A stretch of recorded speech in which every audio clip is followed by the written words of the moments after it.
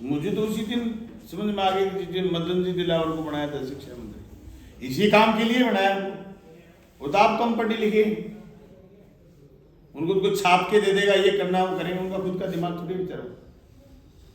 मदन जी बड़े सज्जन आदमी है, शंख है वो शंख, उनको जितना कोई बजाएगा उतने बज जाएंगे। तो ये चेंज करना, सिलेबस चेंज करना, तो ये तो उनकी पहली रणनीति रही है। एनसीईआरटी में खूब करें उन्होंने भाजपा सरकार ने। लेकिन सवाल ये कि इंग्लिश मीडियम के स्कूल बंद कर दिए और अभी क्या है, ये माहौल बनाना शुरू करा ना इन्होंने। आपके पत्रकार के नाम से भी एक ज्ञापन चला था कि ये स्कूलों में बच्चे कम है, इसको गर्मोन्नत गलत करवा दिया। आपके पत्रकार ने खंडन भी करा था उसका।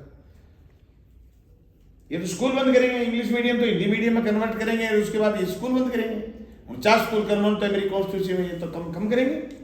ये तो पहले ही पता था, शिक्षा विरोधी है भाजपा। ये थोड़ी चाहते हैं सरकारी स्कूल मजबूत हो, ये थोड़ी चाहते हैं सरकारी हॉस्पिटल मजबूत हो। ये तो प्राइवेटाइजेशन के पक्ष के लोग हैं, इसलिए इनसे ये उम्मीद करना कि इंग्लिश मीडियम स्कूल चलाएंगे, नहीं, मुझे तो लगता नहीं। और जो करें बंद करें, ये घोर निंदनीय कदम है। और राजस्थान प्रदेश की जनता ने बहुत गलत फैसला लिया है शिक्षा विरोधी लोगों को आगे लाने का। इंग्लिश मीडियम स्कूल तो इतने जोरदार चले जी कई गांवों में, बंद कैसे करें मुझे समझ में नहीं आता, क्यों दिमाग खराब है उनका। 450 बच्चे हैं, 350, 284 बच्चे हैं मुंसरी में, 350 बच्चे हैं मुराना में, कुछ सैकड़ों बच्चे। मेरे गांव में पिछली बार स्कूल खोला 20 बच्चे थे, अब की बार 65 बच्चे हैं।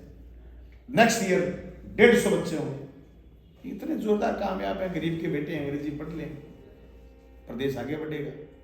पर ये कदम, जन विरोधी कदम सरकार उठा रही है, गलत बात है, नहीं उठाने चाहिए।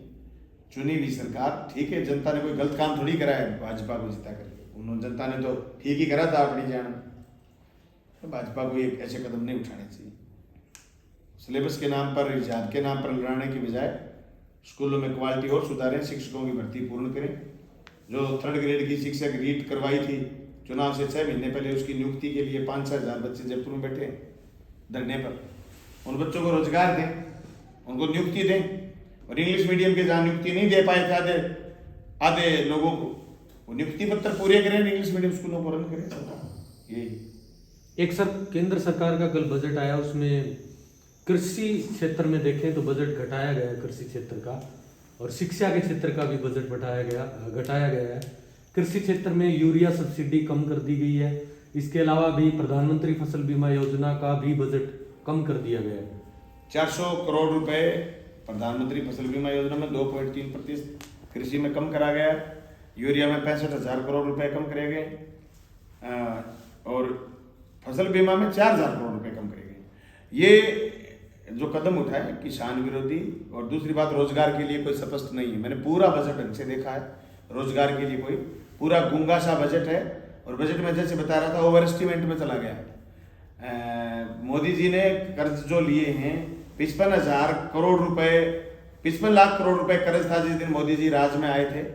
अब वो 2 लाख से ऊपर का कर्ज, 2 लाख करोड़ से ऊपर का कर्ज ले चुके हैं। उनका कर्ज एस्टिमेट बड़ा हो गया, इसलिए बजट एस्टिमेट छोटा लेकर के आए। और बजट एस्टिमेट में ये चीज नहीं है, जो चीजें छुपाई गई, जो नहीं बताई गई, उसमें एक महत्वपूर्ण चीज है। आप देखोगे जो टैक्स स्लैब है, टैक्स स्लैब में आपको टैक्स कितनी बार देना पड़ता है। आपको ये रोका गया है कि आप सरसों का तेल यूज नहीं करोगे, जो घर में सरसों पैदा करते हो उसका निकाल करके सरसों का तेल पैकिंग बना करके आप सकल घरेलू उत्पाद जो हैं उनको बढ़ावा देने की बजाय कंपनियों से आयातित तेल, वो तेल यूज करने की उसमें सिफारिश करी गई। दूसरी बात, जो सरसों के तेल पर भी अगर मैं बात करूं, खाने के तिल का तेल, सरसों का तेल, जो लोगों की रसोई की चीज है, उसमें आप कितनी बार टैक्स लेते हो। आप सरसों के बाद खाद, बीज, पेस्टिसाइड, फिर उसके बाद सरसों पैदा होने के बाद यहाँ तक सारे टैक्स आप भुगत रहे हो। पैदा होने के बाद जब सरसों का तेल आप घर में निकाल लिया तो आप टैक्स चोरी कर रहे हैं। अगर आप बाहर से तेल वापस लेकर के आए, आप 5 बार टैक्स दोगे, उसके बाद उसकी जीएसटी होगी, आप 6 बार टैक्स दोगे। ये जो टैक्स का लोगों, हमारा तो ये था कि 1 टैक्स 1 नेशन, जबकि आप खाद्यान्न पर टैक्स दे रहे हो। वो टैक्स घटाने की कोई रणनीति नहीं है। इस बजट में कुछ नहीं। महंगाई कैसे घटेगी? लोगों के टैक्सेस कम करते तो महंगाई घटती। इन्होंने जो कदम उठाए हैं, हाँ एक चीज है, मनरेगा में जरूर पैसा बढ़ा है, लेकिन और सारी चीजें थी उसमें, सब में लोगों के पैसे, शिक्षा, स्वास्थ्य, खाद्यान्न और कृषि, फसल बीमा, सब में जो हमारे काम की चीजें थी, इस देश के 70% लोगों के काम की चीजें, उनके सब के बजट एस्टिमेट घटे हैं।